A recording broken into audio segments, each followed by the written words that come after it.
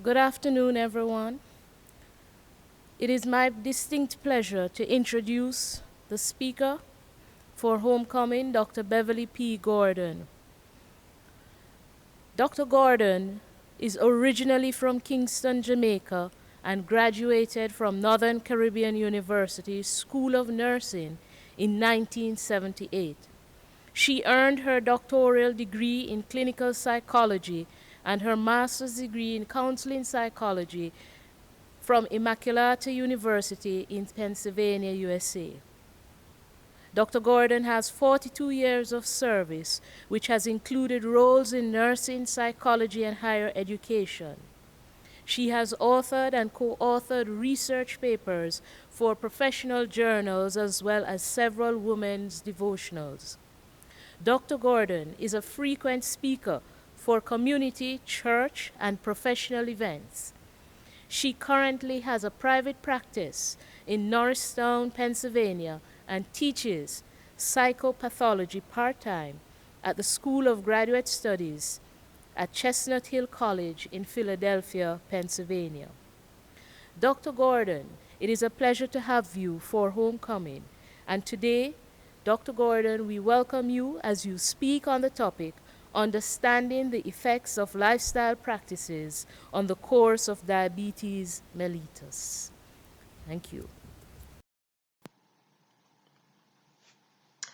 Diabetes is a chronic disorder that when one receives that diagnosis, it is possible for the diagnosis to generate various emotions such as fear, anxiety, anger, or sometimes regret for not having done some of the things that we know are good for us in preventing these chronic diseases. The diagnosis is not a death sentence, however. Diabetes, although it is a chronic disease and does require lifetime adjustments and maintenance to optimize health and ensure good quality of life, it can be treated and its consequences can be avoided or delayed with diet, physical activity, medication, and regular screening and treatment for complications. So let's talk about what this disease is, what it is not, the complications that it can produce, how it affects day-to-day living, and lifestyle strategies for coping and minimizing the harm. Diabetes is prevalent across the globe. It is evident in developed countries as well as developing countries. However, the prevalence has been rising more rapidly in low and middle income countries than in high income countries. It is a major cause of such complications as blindness, kidney failure, heart attacks, stroke, and lower limb amputation. The World Health Organization estimates that diabetes is the seventh leading cause of death. A survey conducted by the Jamaica Diabetes Association indicated that there has been a steady rise in diabetes across the country. In 1993, 17.9% of the Jamaican population over the age of 15 had diabetes. By 2001, this number had increased to 327,000 persons. This increase is mainly due to improved life expectancy from the reduction in prenatal and infant mortality rates, and also with the aging population, there is an increase in chronicity. In other words, there are more serious forms of, of diabetes across the lifespan. Diabetes is a chronic disease. It can occur either when the pancreas does not produce enough insulin or when the body cannot effectively use the insulin it produces. Insulin is a hormone that regulates blood sugar. Hyperglycemia occurs when the blood sugar is elevated, and it's a common effect of uncontrolled diabetes. Over time, it can lead to serious damage to many of the body's systems, especially the nerves and blood vessels. So there are three basic types of diabetes mellitus: type 1, type 2, and gestational diabetes. In type 1 diabetes, your immune system mistakenly destroys the cells in your pancreas that make insulin, the beta cells. Your body treats these cells as invaders and destroys them. This can happen over a few weeks or months or years. When enough beta cells are destroyed, your pancreas makes little or no insulin.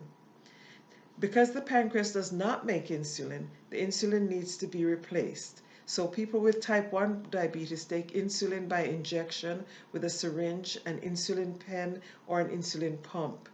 Insulin does not come in a pill, so it is always by parenteral route. Without insulin, your blood glucose rises and is higher than normal. In the past, type 1 diabetes, which was referred to as juvenile diabetes or insulin dependent diabetes, but because it usually was diagnosed in young people, but it can actually occur at any age.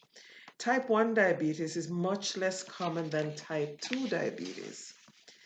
We're not quite sure what causes the exact cause of diabetes type 1. There's a lot of research that is being done about type 1 diabetes at this time to identify, possible triggers and reasons why the disorder develops.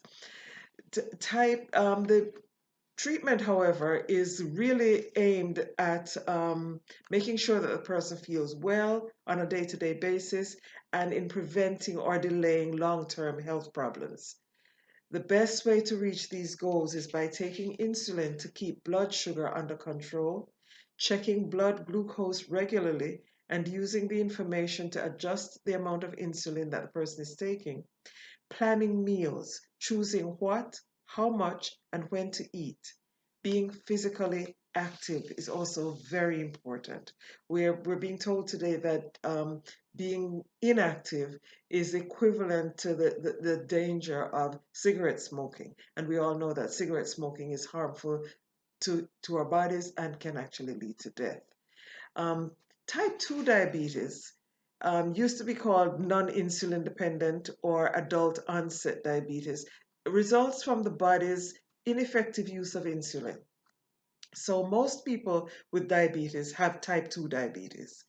This type of diabetes is largely the result of excess body weight and physical inactivity. Symptoms may be similar to those of type 1 diabetes, but are often less marked.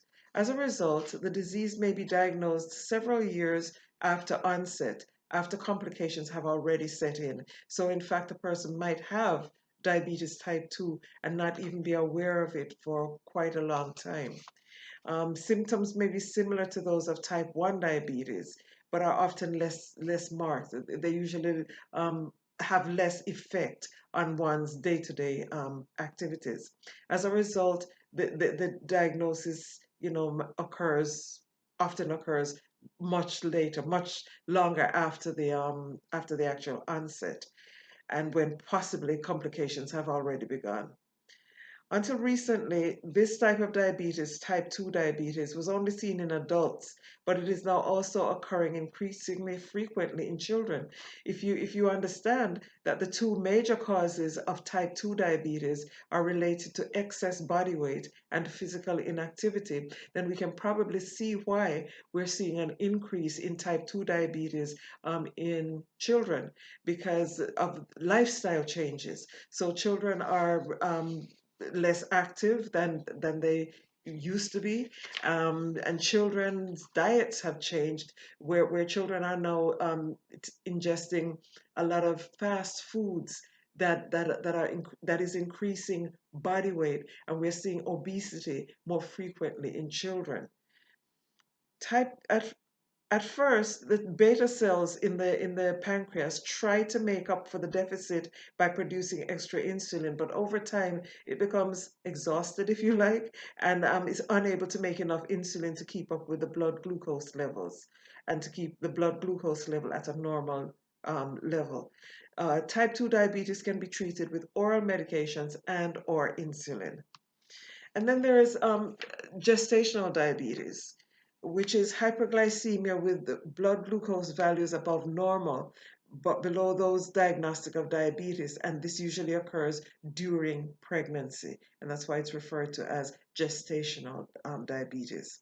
Women with gestational diabetes are at an increased risk of complications during pregnancy and at delivery. These women and possibly their children are also at increased risk of type 2 diabetes in the future. Gestational diabetes is diagnosed through prenatal screening rather than through reported symptoms. So, diabetes requires management. It is a chronic disorder. So, once the diagnosis has been confirmed, it is not something that is going to go away in a week or two. It is something that the individual is going to have to live with. And so it affects lifestyle. It is going to affect how the person now live their lives in order to manage the disease well.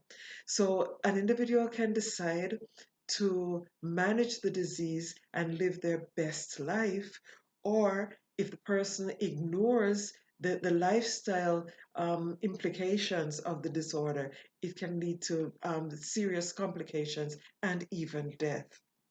In the management of diabetes, it is important to take care of such things as your blood glucose level on a day-to-day basis. And so there are many different ways now that you can check your blood glucose level on a daily basis. Also, another test is for the A1C, which gives an estimated average of blood glucose over the past 2 to 3 months. So it kind of gives a better indication of the general overall blood glucose level over an extended period of time rather than just in the moment. Blood pressure is another important factor to monitor regularly, because as we know, diabetes can lead to complications with such as hypertension. And so monitoring the blood pressure tells you the force of blood inside your blood vessels. And when your blood pressure rises, your heart has to work harder. So in order to prevent cardiac complications, you want to make sure to monitor the blood pressure on a regular basis. Another indicator to frequently check is cholesterol. Cholesterol numbers tell you about the amount of fat in your blood, and some kinds of cholesterol can raise your risk for heart attack and stroke. To prevent or even slow down the onset of diabetes, a healthy diet, regular physical activity, maintaining a normal body weight, avoiding tobacco use are all ways to prevent or delay the onset of type 2 diabetes. Type 2 diabetes can be treated, type 1 diabetes can be treated. The consequences avoided or delayed with diet, physical activity, medication, and regular screening and treatment for complications is a vital ingredient in managing your diabetes. Lifestyle management is a fundamental aspect of diabetes care and includes diabetes self-management education, diabetes self-management support, nutrition therapy, physical activity, smoking cessation counseling, and psychosocial care. Patients and caregivers should work together to optimize lifestyle from the time of the initial diagnosis throughout all subsequent evaluations and follow-up, and during the assessment of complications and management of comorbid conditions in order to enhance diabetes care. Diabetes care is something that is ongoing, it is lifelong. It's not something to just kind of take on and then not do anymore because for whatever reason. Um, in a, it is essential to practice self-management. It is important to have the support of healthcare providers, your doctor, your physician, your physical therapist, your psychologist. It is important to have the support of all of these individuals, but their support alone is not enough to actually make diabetes management successful. The person with diabetes is responsible for learning about self care and self management so that the input from the healthcare partners can be effective. The individual with diabetes should participate in diabetes self management education in order to facilitate the knowledge, skills, and ability necessary for diabetes self care and make use of the support of healthcare workers to implement and sustain skills and behaviors that are needed for ongoing self management, both at diagnosis and as needed thereafter.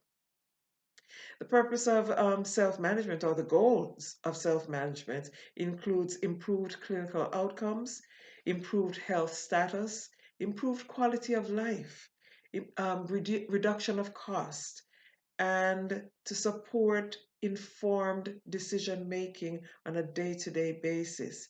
In other words, for example, deciding what to eat, what not to eat, when to eat, how much to eat. All of this is relevant to self management.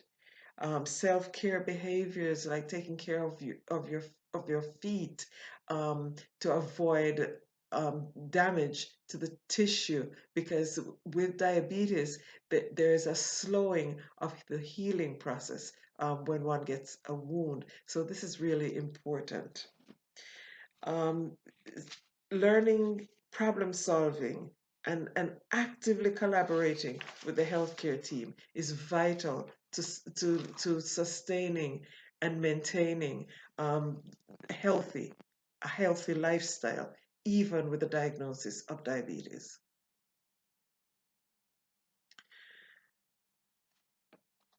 Diabetes self-management, education, and support should be patient-centered, respectful, and responsive to individual patient preferences, needs, and values, and should help guide clinical decisions. So in working with the healthcare team, the patient should feel that they are an integral part of the planning for care, and the patient should buy into the idea of self-management in order to make this whole process successful. Uh, each person with diabetes should be treated as an individual and not just a diagnosis.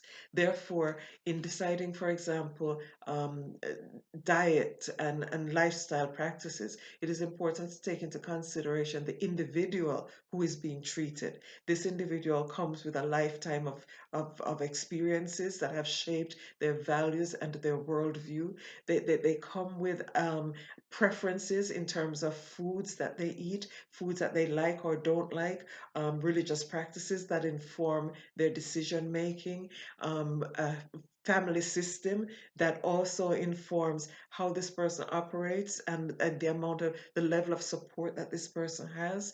And so in planning the treatment for an individual with diabetes and looking at the lifestyle practices, one should take into consideration all of these cultural factors, and the treatment plan should be directed towards being culturally competent, so that the person who is being treated is actually the person being treated and not just a stereotypical textbook patient. Nutrition is extremely important in the lifestyle management of diabetes. The nutrition of this person with diabetes should promote and support healthful eating habits. Their diet should include a variety of nutrient-dense foods in appropriate portion sizes. And it should be designed to improve the overall health, and then specifically to achieve and maintain body weight. Body weight goals.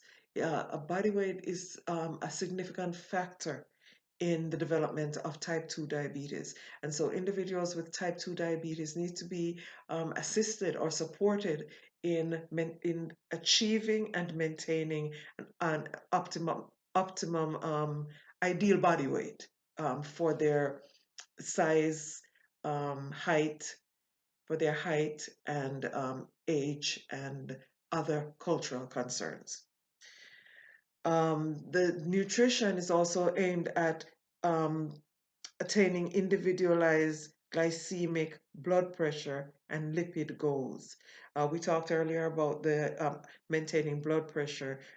Average is 120/80, with slight variations thereof, and maintaining the blood pressure at some optimum level that's close to the average, as well as maintaining cholesterol levels, because as we know, diabetes complications can arise from diabetes that affects the heart. And so as lipids, the level of the cholesterol in your body or in your bloodstream is going to affect your has the potential to affect your heart. Individual needs for nutrition, as I mentioned before, should address cultural preferences and personal preferences. Um, taking when we provide diabetes education to patients, it is important to take into consideration the person's health literacy, so that it is easier to adjust to lifestyle changes if one has the understanding of how the body functions and what it is that has gone wrong in the body that has produced this disorder or this disease of diabetes. When the person has that basic understanding of the disorder, how the body operates, and the possible effects on the body, it is easier for the person to make the adjustments. Knowledge is power, indeed. It is also important to consider the person's access to healthful foods, because it's one thing for healthcare professionals to provide, the ideal as to what the individual ought to be eating. But does this person have access to these foods that we're recommending? And access might also involve cost. So the person's socioeconomic situation, as well as their support system or lack thereof. Um, Resources within the community, resources within our healthcare facilities. All of these things are going to impact the individual's ability to conform to the lifestyle changes that are necessary for them to maintain optimum health, even with diabetes diagnosis. Um, there's some genuine barriers to change. Individuals have spent their whole lives believing, having certain beliefs and certain values, and some of these beliefs might not necessarily be based in fact. And so an individual might believe that they don't need to take their medication, for example, for some based on some reason or some understanding that they have of life that might not be based in scientific fact. And so it is the healthcare professionals' responsibilities and challenge to help individuals to accept scientific data as actually being relevant and important in their decision making on a day-to-day basis. When we talk about nutrition, sometimes patients can be resistant to adjusting their diet because of the fact that it's made to look so unattractive. So it is important to help this person develop eating habits that not only satisfy their actual nutritional needs, but gives them the pleasure of eating. If it doesn't feel good to eat, if it's just a chore or if it's unpleasant, then the individual is going to have a harder time adjusting to the nutritional lifestyle changes that are necessary. Um, so persons need to be equipped with the tools, really, for developing healthy eating habits and patterns, rather than focusing on individual macronutrients and micronutrients or single foods. They need to have an overall picture. of what they can eat, what they can't eat, how they ought to eat, when they ought to eat, to maintain balance. So it's not necessarily that you cannot eat this particular food anymore. We know that carbohydrates should be limited or well balanced with the rest of the nutrients for someone with diabetes, because of course we're trying to control blood glucose level. But we don't need to tell people that, you can never eat another slice of cake. Maybe they can, but what they have to do is to balance the calories for the day. And so individuals need to be equipped with this knowledge and skill to be able to balance their meals, so as to provide optimum nutrition with the diagnosis of diabetes mellitus. Weight management is a very important aspect of lifestyle management of diabetes.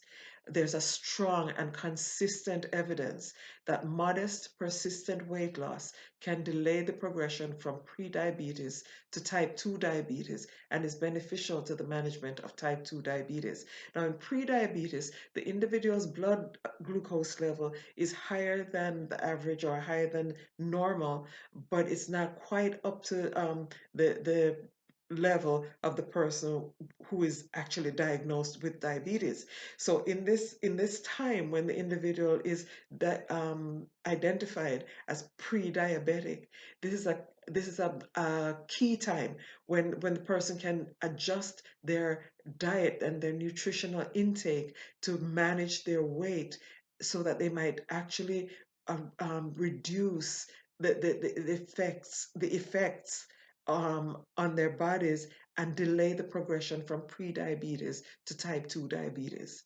It is also management is also beneficial to the person who already has type 2 diabetes. So you can slow down the process of the disease by managing weight, reducing weight, increasing activity, and increasing health overall. So lifestyle changes are extremely important in diabetes. Smoking cessation.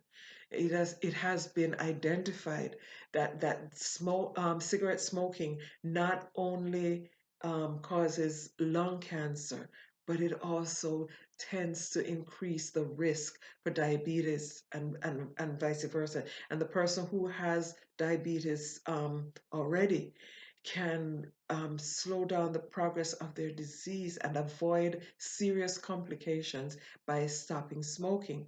So, part of the treatment and one of the lifestyle interventions for type 2 diabetes is actually stop smoking. So, part of the team. Part of the treatment team might be someone who specializes in stop smoking counseling. So, in the past, we've not necessarily focused so much on this interdisciplinary team for treating diabetes, but it is more and more recognized that in order to treat diabetes from a lifestyle perspective, it is important to include various members of the health team in the treatment of the individual with diabetes mellitus. There are some psychosocial factors that can affect the person's lifestyle management of diabetes. So, a psychosocial assessment should be done using appropriate standardized and validated instruments at the initial visit, and at periodic intervals, and when there is a change in the disease, treatment, or life circumstance. Psychosocial screening and follow up may include attitudes about the illness. Some attitudes might involve someone might say, doesn't matter. I mean, it's not a big deal. And so they avoid all the guidelines and the instructions and what have you, and they don't take diagnosis seriously. They insist on still getting their pies and ice cream and overeating, because that's what they want and that's what they feel like eating, and the yam and the high starch content in their diet, because it feels good, tastes good. That's what I want, but it's not good for the person with diabetes. And so attitudes about the illness can make a big difference in the outcomes. Now, the person who takes the diagnosis seriously and takes the necessary precautions and make the necessary lifestyle changes can live still a relatively healthy life, even with a diagnosis of diabetes. But that dietary change, those dietary changes, and cessation of smoking and increasing physical activity, those three factors are so crucial to lifestyle management of diabetes. The other psychosocial factors that can affect outcome include expectations for medical management. So the patient who expects, all the answers to come from the physician and the nurse might not take individual responsibility for their own lifestyle management. And it is important for someone with diabetes to be knowledgeable and take an active role in managing diabetes. Mood might be another factor that can affect lifestyle management of diabetes. The person who has a pre-existing depression, for example, getting a diagnosis of diabetes mellitus can exacerbate that mood disorder.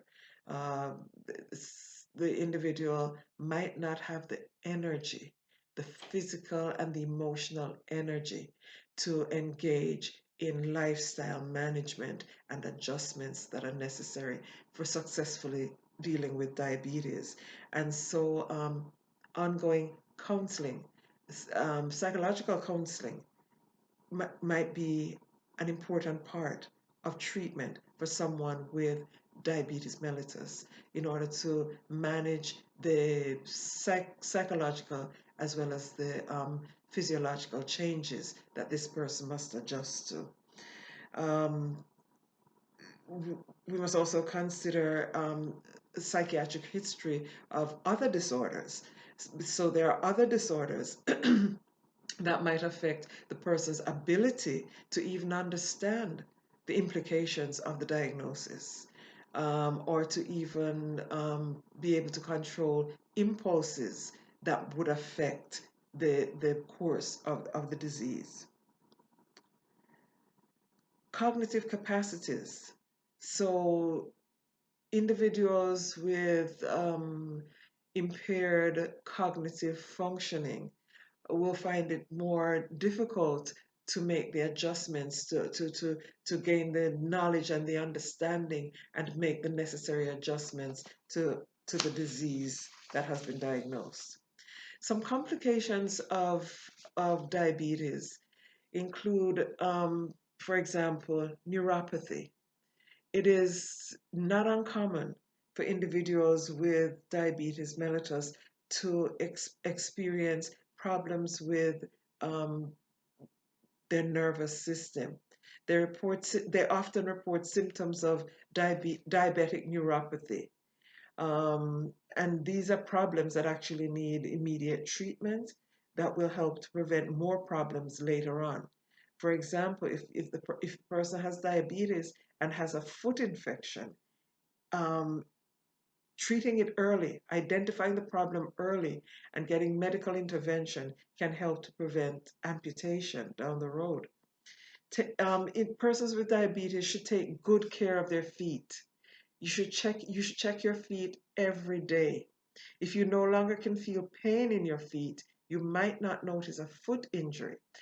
Persons with diabetes it's recommended that they do not walk around barefooted, for example, because they might get an injury to their foot, and if damage has already been done to the nerves in the feet, then the individual might hurt a foot and not really be aware of it because they no longer have that feeling in the foot.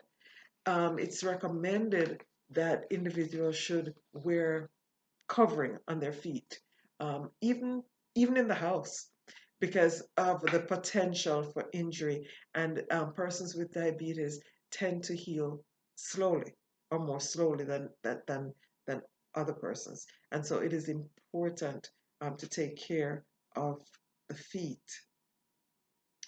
The person with diabetes should check their feet frequently, even using a mirror to see the bottom of their feet if they need to make sure that the skin is still intact and there are no injuries to the feet.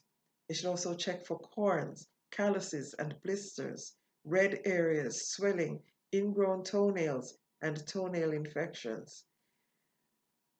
And if necessary, get some help. The person should get some help because, if the feet are kind of way down there. And if it's hard for you to see your feet, get some help. Or use a mirror or something, but check those feet frequently. Um, Protect your feet. If your feet are very dry, use a lotion on your skin, but not between your toes. Wear shoes and socks that fit well. Never mind if it's a size bigger than you would like it to be. Wear shoes that fit well because it is so easy to damage the feet of an individual with diabetes. Use warm water to wash your feet and dry them carefully afterwards. Dry between the toes, dry the whole foot carefully. Um, as I mentioned before, if you have a foot problem, if you already have a foot problem, get special shoes and be careful with exercising because not all exercises are suitable or safe for persons with neuropathy. The point here is to avoid damage, avoid injury to the feet. Because again, with neuropathy, it's possible to damage the foot and not be immediately aware of it because of the lack of sensation in the foot that is caused by the diabetic neuropathy. Diabetic ketoacidosis is a relatively common complication of diabetes. It occurs when the blood sugar is consistently high and achieves higher levels than the body is able to cope with. And so you might have symptoms such as dry mouth, a very dry mouth, excessive thirst, frequent urination, high blood sugar levels, high levels of ketones in the urine. Um, Other symptoms like feeling tired, dry or flushed skin, nausea, vomiting, or abdominal pain.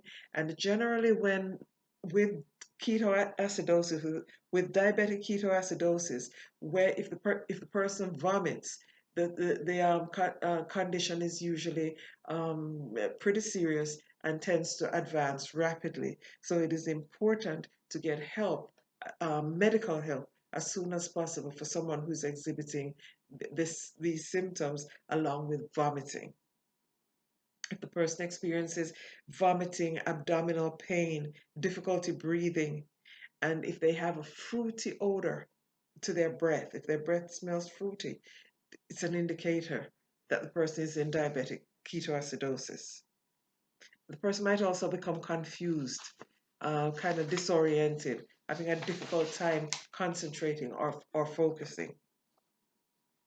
Even though it is important for the person with diabetes to be careful of the type of exercise that they do, they should still exercise. A simple thing like walking. Walking uses up all the muscles of the body and has such a positive physical and psychological effect that it is one of the best forms of exercise. Simply walking. Walking with the right type of shoes, by the way. And here again, we're talking about factors that could be so heavily influenced by socioeconomic conditions. So, does the person have a good pair of sneakers to walk in? Because you can do damage to your feet. You can do damage to your feet by, wearing the wrong types of shoes when walking. So the constant behavioral demands, medication dosing, frequency, monitoring blood glucose, food intake, eating patterns, and physical activity. All of these things that the person now has to focus on that before was not a part of their routine can directly affect the individual's psychological well-being to the point that they develop something that we refer to as diabetes distress. Diabetes distress is a psychological reaction to the stressors involved in receiving a diagnosis of diabetes mellitus and living with the adjustments, the daily adjustments of to the disorder. So counseling, psychological counseling, can actually alleviate diabetes distress. Here again, we see the emphasis on an interdisciplinary team, so that people tend to think about mental health as something that is separate and different and distinct and somehow stigmatized from regular health. So if an individual has pain, has a headache, they will, if it's consistent and it keeps interfering with their daily life, they'll go see the doctor. But if someone has anxiety or depression, or society says, you should just pull yourself together and get on with it. But this is also an area of need that requires the intervention of a professional sometimes. And so we should make use of the availability, hopefully it exists, the availability of mental health providers even in the management of diabetes. A collaborative team approach to the care of the patient with diabetes has proven to be most effective in reducing complications and improving quality of life. Lifestyle changes can make a significant impact. Lifestyle changes in the area of diet, weight management, um, stress reduction, all of these factors, sleep, increasing sleep, and eating well, living well, having the support of one's family and friends, having the support of one's community and faith organization, all of these factors can help to enhance the lives of individuals diagnosed with diabetes, whether it's diabetes 1, in which the pancreas no longer is producing insulin, or diabetes 2, where the body is still producing insulin, but the body is not able to use it effectively, or gestational diabetes, in which the individual starts to exhibit signs of diabetes during pregnancy, or if it's pre-diabetes, where the blood glucose levels have not yet attained the level to be identified as diabetes, but it's higher than normal and going closer to that diabetic range. Pre-diabetes, that's the best time for an individual to make the lifestyle changes so as to prevent the development of type 2 diabetes and also the progression and the complications that can arise with type 2 diabetes. Lifestyle changes can make a difference prior to pre-diabetes, because if lifestyle changes are implemented in a healthy in an individual who is otherwise relatively healthy but has not been diagnosed with pre-diabetes or diabetes, making lifestyle changes such as increasing activity can make a difference. Helping children to play. Children need to play. Play is important for psychological development or psychosocial development, but it is also important for the child's physical health.